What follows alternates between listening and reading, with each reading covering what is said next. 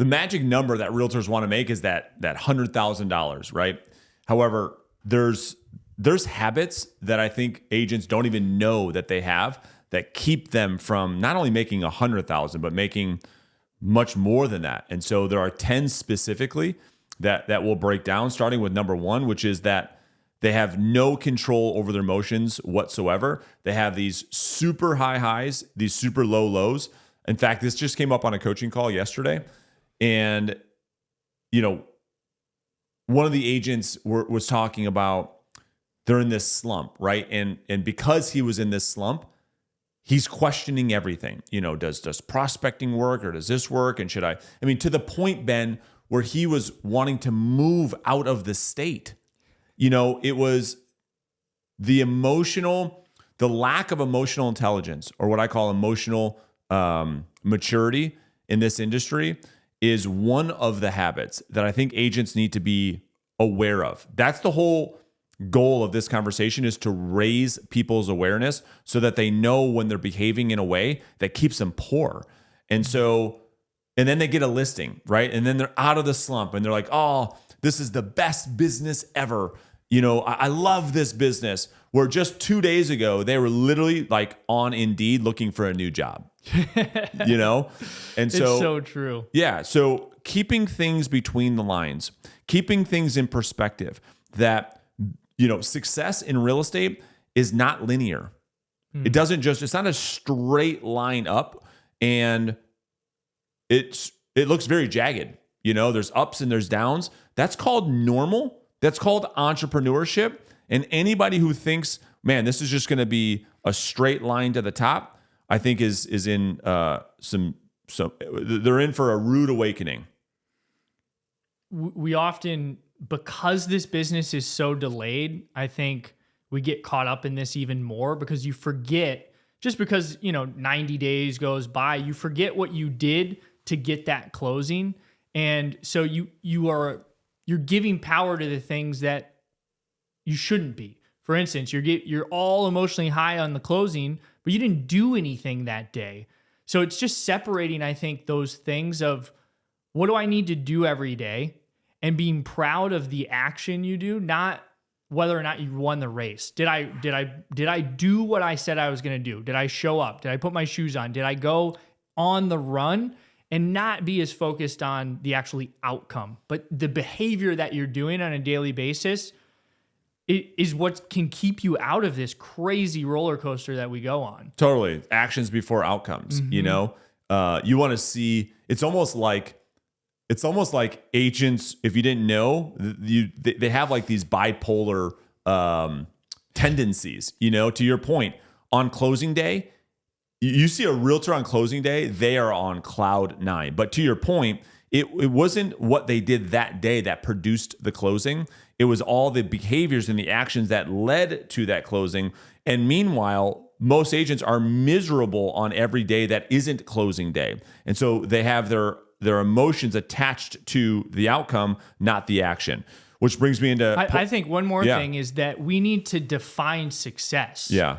If success for you is just the outcome, just the money, then that's also why you feel don't have hollow. Any. Exactly. That's why you don't have any money. That's true. And if you're watching this video right now and you're not earning a minimum of $10,000 a month every month, there's a link in the description. You can get instant access to my free 6-figure listing agent course, where I show you step-by-step how to scale your income as a listing agent working 4 to 5 days a week. Just click the link in the description to get started. Which brings me into point 2, which is, or the second habit rather, which is shiny object syndrome. So when agents aren't getting results and they don't happen in their book fast enough, and for most agents, it's about 30 days. Where they get this from is, I have no idea. It's insane, right? But agents will try something, and if it doesn't work in 30 days or sooner, then they think the thing doesn't work. And then they're off chasing the next thing. And it's very clear, it's very documented that any agent that produces any type of like meaningful result in this business has done so through delaying gratification, and that things in the real world take a lot longer than you think they do. And it doesn't matter what you're doing. It doesn't matter if you're doing cold outreach or content or buying leads or geographic farming. It's always going to take a lot longer than you think it will.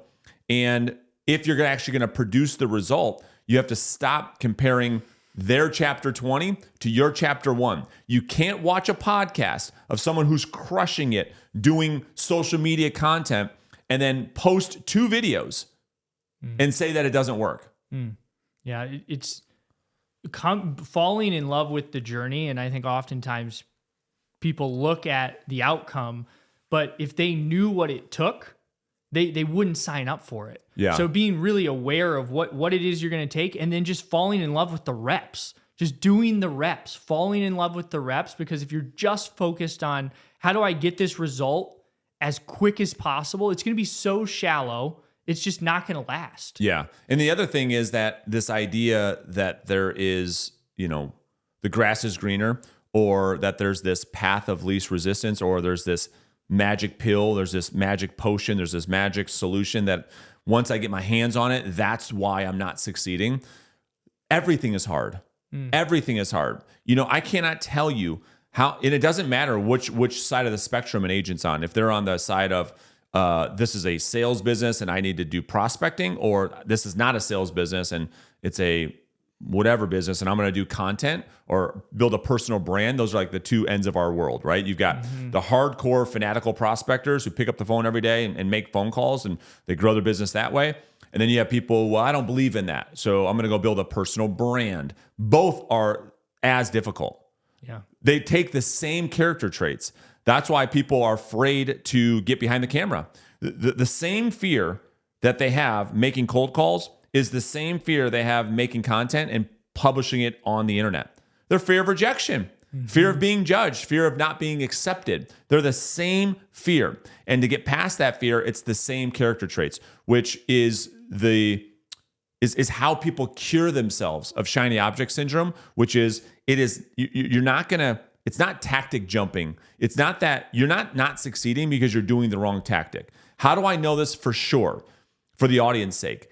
Well, there's an agent that is succeeding in every single tactic you can think of, which proves that it's not the tactic, it's the person. Anything you want to add to that? No, that's it. It's just picking something, committing to it. It's boring. Yeah. Success is extremely boring. It's doing the same thing over and over and over again. And I think that's what we have to. Everything has pluses. Everything has negative sides to it. That's right. And we just have to be aware of them and pick our one. pain. Yeah. Right? It all sucks. That's right. It all sucks. It's not easy. So just pick one and have some stick-to-itiveness about you to delay the gratification, and just know it's just because it's not happening fast doesn't mean that it's not happening at all. So brings me into point 3 or habit 3 rather. Avoiding accountability. Now I know, and and if people are being honest, they got into real estate to be their own boss. That's why they did it, so that they didn't have to have any accountability. However, top producers seek out and embrace accountability, while low producers hide from it. And so everybody says they want to win. Everybody wants to succeed right until it's time to prove it. Everybody wants to hide behind. They don't want to face reality. In living in this world of social media and filters, where you can put a filter on your body and make you look a certain way when you don't.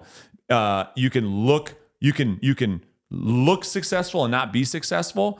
This is breeding a ground of non-accountability, of an unwillingness to face reality, an unwillingness of stepping on the scale naked. That's right. You look at, I think of mold, right? It grows in the dark. If you want to fix that, if you've got mold in your life and your business that's growing, bring it to the light, expose it. And that's what accountability does, is we're bringing it into the light. We're being vulnerable, and that's how you whack it. That's how you get in front of it. Great point. Visibility is the greatest accountability, right? Mm-hmm.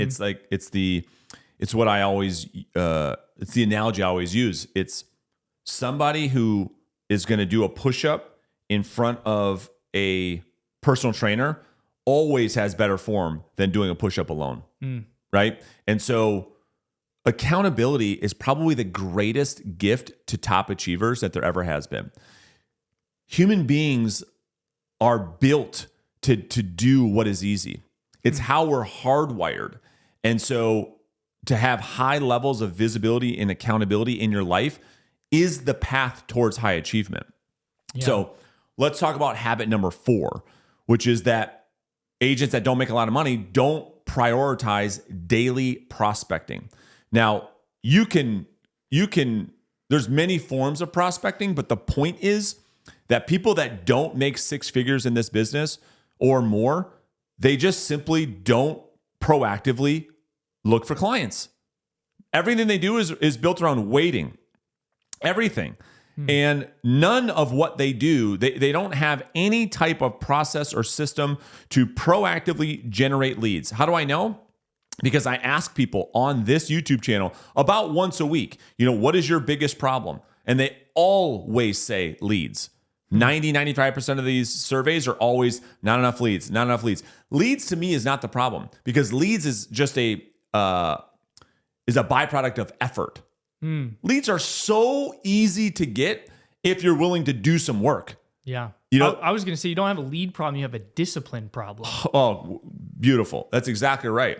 If you just had any type of work ethic, you could generate way more leads than you'll ever need. But if you don't prioritize it. And so the first mindset to be obsessed with, I think if you're going to make a lot of money in this business, is lead generation. Is before anything else, I need to be a prospecting machine. Before I can go and play golf and do all the things that realtors trick themselves into doing and pretend like they're being productive, I need to generate 2 leads today. I've got a prospect today, then I can go be a realtor. You know what I mean? Yeah. The results that I think people that they want, they aren't getting them because most agents, they're not consistent enough to even deserve the results that they want. That's right. So if we can start, like to your point, of just being consistent, knowing what our job is, and then working on the business, doing all these other things after we do our job, we fall into this trap of putting this off because the results are so delayed that they put it off on a daily basis until the consistency is not doing it. Yeah. Right? Yeah. Yeah, I mean, it reminds me of something I say all the time. It's like, you can't not be consistent and say it doesn't work. It's like one of my favorite sayings. I don't know where I read that or found that, but that's like the constant battle that I have with agents that I work with is you want to complain about the tactical thing not working and at the same time not be consistent doing it. It's not a valid argument. It's like, I worked out twice and I didn't lose any weight. Do you know what I mean? It's like, yeah, okay, dude. All it's right. like, rather work out so much that it's so unrealistic that right. you wouldn't lose weight. That's a great point. Eat so well, right? Work out as much as possible so it's almost just insane that you wouldn't lose weight. Go the opposite direction. That's such a great point. So, which brings us into habit number 5, which is no pipeline. So this came up again. And this, when I say no pipeline, my fear is that people that hear that right now on the podcast, it kind of goes in one ear and out the other, not knowing even what it means. And what I mean by that is that what people do when it comes to lead generation is very transactional. I'll give you the best example. This is why people that have been in this business for 5 or 10 years are still buying Zillow leads and are still cold calling. It's because they don't have a pipeline. They work for one deal at a time. They don't understand this concept of pipeline maturity. So they don't have a business. They literally have to start over from scratch every single day versus the agent who can build a business that has exponential growth year over year over year over year without having to work a bit harder. It's a huge reason why agents stay stuck. It's why they cannot grow their income. And so as an example of what I'm talking about, we talked about lead generation just a second ago and prioritizing this and generating leads. But because people can't delay gratification, They're only looking for who wants to see a house today, who's ready to sign a listing contract today. And if I don't get one of those two things, then I get nothing. It's this all or nothing mindset. And they forget that they tell themselves they're going to, and they tell everybody else, I'm going to be in this business long term. I'm going to be in this business next year. But next year they wake up with nothing. They have to find the person again who's ready to sign a listing contract today or go put an offer on a house today. And if I don't find those two people, then I'm actually not building anything. And so to flip that mindset just a bit, it's to play the long game. Mm-hmm. Of course, you're going to look for people that are looking to do business today. I mean, you're not going to stop doing that, but you also need to secure your future. So it makes sense that as you're doing some prospecting and doing some lead generation, that you are finding people that are looking to do something 3, 6, 9, 12 months into the future and building a pipeline of those people. And there's all types of benefits, which we don't have time to go through today, on building that pipeline. But the point is to spend time. It's what I always tell an agent that I coach, is to spend time in all 3 areas of your pipeline. Bottom of your funnel, middle of funnel, top of funnel, not just one. And that's the mistake that I see, is that most agents are just spending all their time at the bottom of funnel, going after for sale by owners and expired listings only, or just buying Zillow leads only, spending their time at the bottom of funnel, the shark, bloody, infested waters, and they build a transactional business. Mm-hmm. And as a result of that, they forget to put in the most important system in their business, which is their database marketing system. So they don't have any system to turn one client into more, and they have no system to turn sphere of influence into clients. Mm-hmm. So they just, like I said before, they wake up in 10 years from now, still chasing expired listings, still having to make cold calls, still having to buy leads. I always like to think the harder I work, the luckier I get. Great. We look on social media, we look at other people, and man, how did that guy get that deal? Why did he get that? He's getting so lucky. How did he land that? And it's just, I find the harder that we work, it resolves all of this. You get luckier. So if we can just, the more we can focus on building a business and the systems, the quicker we can get out of the transaction business, right? If we can, I think people are behind the 8 ball, and so they're trying so hard to play catch up. So they have to hit the grand slam to just get back to even. So the more that we can compound these little wins, I think the easier it is to get back on track so that we don't have to play this catch-up game and this transaction game, and we can truly build the business that we want. Yeah, no doubt. No doubt. So let's talk about habit number 6, which is no business plan. Mm-hmm. So I think one of the things we hear all the time, I'd love to get your thoughts on this too. You talk to a lot of agents every day too, is they don't feel like they have a plan to follow, like not knowing. Look, I cannot tell you how many times I've heard, I just don't know what to do. I just don't know what to do, you know? Yeah. I wake up every day and I wing it. You know, there's no strategy, there's no structure, there's no plan. And that is a very difficult world to operate in. You know, it's no wonder why most agents feel lost. And they're not clear on their goal. And then they don't have a clear path towards that goal. You know, there's that saying, you know, a goal without a plan is just a dream. Mm-hmm. And that's how I think most of our industry operates. Yeah. Versus being extremely clear on the goal, knowing what you want, being extremely clear on why you want it. And then most importantly, number 3 is being clear on how to get it.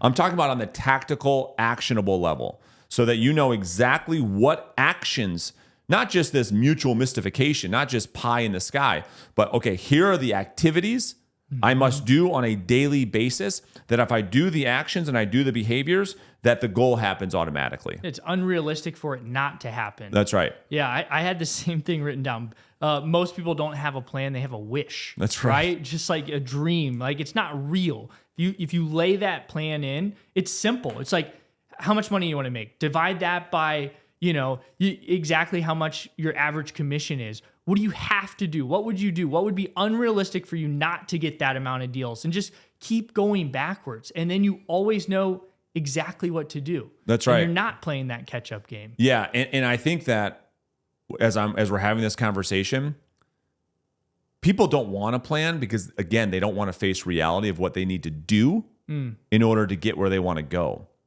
Because as soon as you put it in front of their face and you roll out the plan, all the excuses dissipate.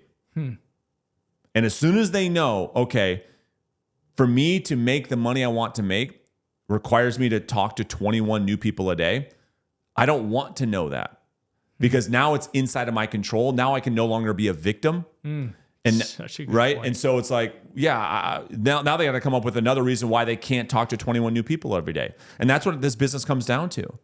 If you're not where you want to be, it's simply a result of you not having enough conversations with people, period. Where they come from is irrelevant. I can just hear people in the comments right now. Where am I going to find 21 people a day to talk to? Figure it out. The question is not who. The question is, if you had to, what would you do? That's right. And I challenge everybody. You hear me do that all the time. If you had to talk to 21 people about buying and selling real estate today, what would you do? And then if you really challenge yourself, you start to come up with the answer. It's just that people don't want to think that they have the answers. They want to get lost in this disease of knowledge and then make up a world where, I don't know what to do. And then that being the excuse for a lack of action. This is my favorite example that you've given is, all right, Brandon, I'm going to hire you and I'm going to pay you a salary of $250,000. But are you interested in that job? Absolutely. Every time they say yes, right? This is what you have to do every day. Otherwise, you're fired. And you lay out the exact same plan that you would create for them if they were to go and do it on their own. Totally. And every time they want that, right? I don't get it. I mean, dig into that, but it's just wild. Yeah. Well, and that maybe is another podcast episode, but that has to do with how people are motivated, and they're much more motivated by the fear of loss than the fear of ambition.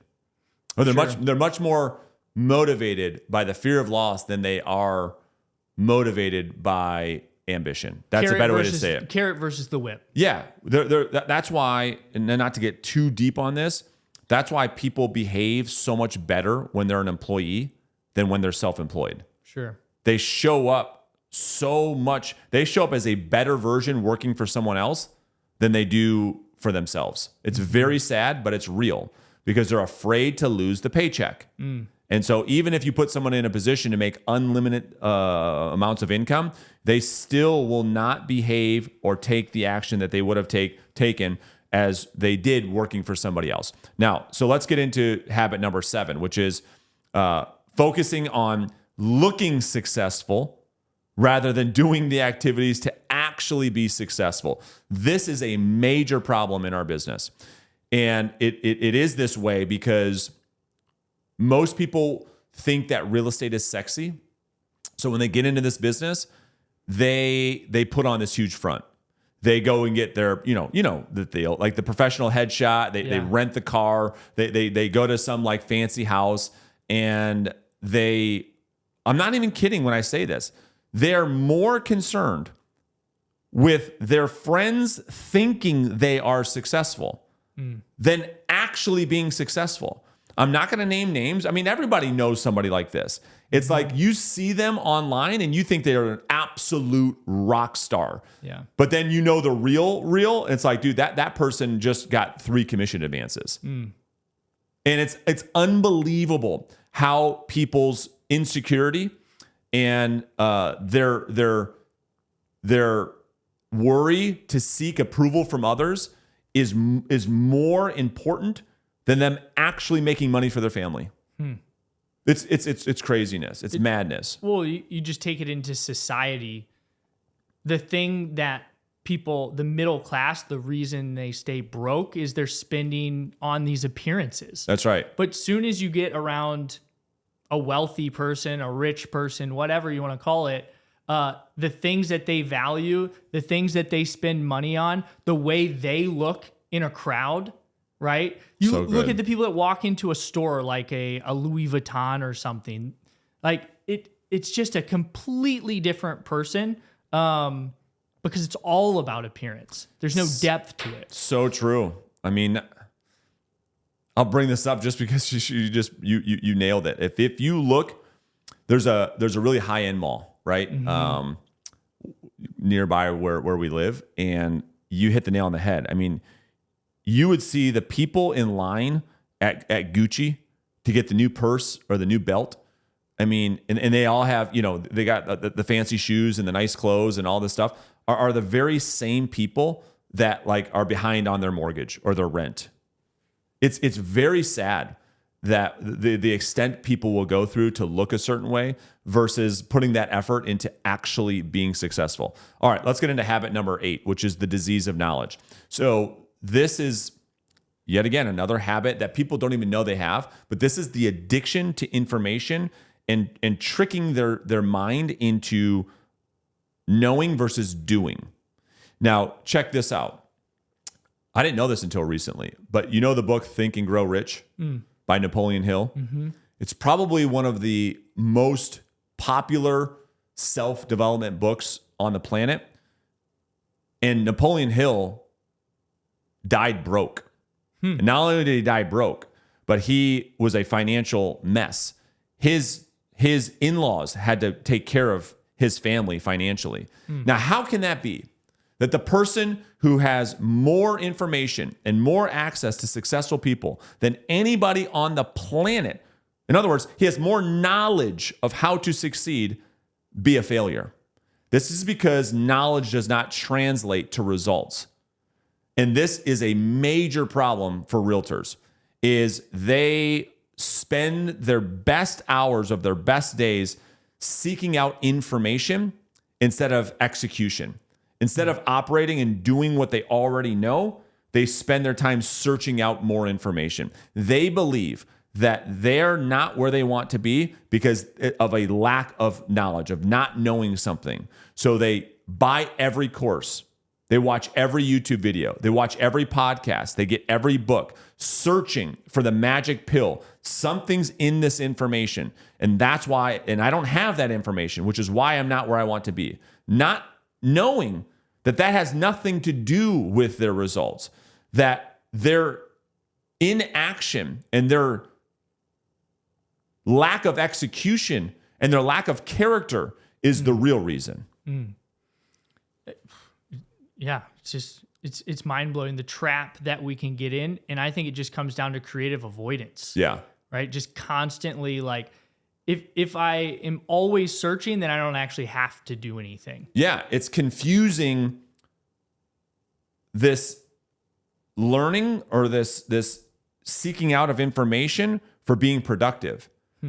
It's the feeling of dopamine of purchasing a new book or buying a new course and learning information, new information, and disguising that for actually being productive and producing a result. Instead of picking up the phone. We just talked about this, right? We've got an intern right now for the summer. We just talk about this all the time. Instead of, okay, it's one thing to talk about scripts and role-playing scripts and how to set appointments and how to acquire clients, and then being able to actually do it. They're so miles apart, and people, again, they want to your point, they avoid the doing for the knowledge, and that's why it's called the disease of knowledge. All right, let's get into habit number 9, no schedule. So this is similar to habit number 6, but it's a little bit different. No schedule means that not only do you not have a plan, but there's no structure or time blocking of anything, and so you're always reactive. You're always in a state of reacting to the world. In other words, most realtors live their life based on others' lives. They're a puppet to their master. And that's how they spend their days, is reacting to the phone. I mean, look at a realtor on vacation. I mean, they're stuck on the phone because they have no schedule. They don't time block anything. They have no structure. They don't prioritize anything. They say yes to everything. They say no to nothing. And so therefore, it's constantly reacting to everything. And then they say, I don't have time. I don't have time for anything. We don't have time for anything because you don't have a schedule. Discipline equals freedom. That's right. Like really tangible. If you follow somebody like yourself around, it's not having a to-do list, because that's reactive. It's having a calendar. The calendar is telling you what to do, not the to-do list. That's very reactive. It's like, oh man, I got to do this, I got to do that, right? And you look at these top performers. You look at a CEO of a Fortune 500 company. He has every minute scheduled, exactly what to do, from the time he wakes up to when he goes to his kid's soccer game, to probably when to take his vitamins, right? It's all on his calendar of exactly what to do. We were joking about this yesterday, down to the silliest of things. But that is what keeps you out of the chaos of just reacting and falling into the trap of doing things that are urgent, right? And they're really just not important. That's right. Doing what you feel like doing versus doing the things that are actually vitally important to being productive. You know, and because when you leave it up to choice, you're always going to pick the easy thing. Yeah. If it's scheduled to make your prospecting calls or play on Canva, you're going to play on Canva. Yeah. Well, I would even argue this. Oftentimes it's what's the loudest, right? So you should be prospecting, but your phone's blowing up with a client who wants to know why their house isn't on Zillow. That's right. Right? So it's like, well, that's a whole other podcast about getting ahead of it and setting expectations. But if you time block and you're where you need to be, a lot of times, if you realize this, you call that person back and it's like, oh yeah, no big deal, I figured it out. That's right. Right? But they were the loudest, so that's what we react to. Totally. And so let's talk about habit number 10, is that they don't practice or develop their communication skills. If people want to debate what type of business we're in, if we're in a sales business or if we're in a marketing business, I think that one thing everyone would agree on is that your communication skills matter. That the higher level of those communication skills directly impacts the level of income you will generate. And the better you can communicate your ideas to another human being will determine the level of success you'll have. And so, although people would say, sure, I can buy into that, they spend no time developing those skills. How do I know that? Well, I just put surveys out on this YouTube channel. And I asked the one last week, I said, how many times, actually, I don't know if I have a picture of that or not. I said, how many times per week do you practice, role play, and record on camera your listing presentation? You know, and I said once per week, 3 to 5 times per week, or never. Well, it's no shocker that 95% of the people put never. So although agents want to make, excuses of like, oh, I went to this listing appointment and I didn't get it, or, well, why is that surprising? Why are you surprised that you put no effort, no work into the thing that your prospect is actually buying, which is your confidence at a presentation or communication, and they don't purchase what they're experiencing? It's because you haven't developed the skill. You just go there and wing it. You go there and stuff's falling all over the place, and you got no plan. There's no structure to the conversation. You haven't practiced it once. You don't have it recorded. You don't know how many times you make eye contact. You don't know what questions to ask. No kidding, the person isn't buying that. And then they meet with another agent who is extremely polished, who's got a structured conversation, structured questions, a structured plan. The prospect feels a lot better. And so I don't understand why so many agents don't practice, they don't role play, they don't spend time prioritizing or developing their skill set. I think it goes back to the earlier conversation of looking one way, but actually like, what is the depth? Yeah. So you look at these other agents, well, I've got the suit, I've got the car, I've got the the real Louis Vuitton, right? But then when you walk in and you sit at a table, the thing that is separating you from that other person is simply the way you communicate, the way you make them feel. And why people don't treat this like a professional actor would, going and preparing for a movie, or an athlete preparing for a game, it's crazy. Our communication skills are what separates us. And if you can, your words are going to pay the bills in this business. Yeah. Yeah. And it's to your point. It's just like an athlete. It's just like people that are putting the work in when no one's watching. then of course they get the praise when everyone's watching, you know? And it's like everybody wants the glory without putting in the work.